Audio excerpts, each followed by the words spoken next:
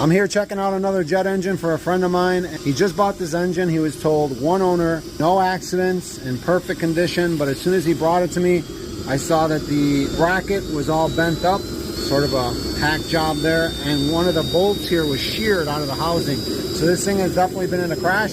But we're going to start it up and see if it runs okay. See if it got ripped off or not.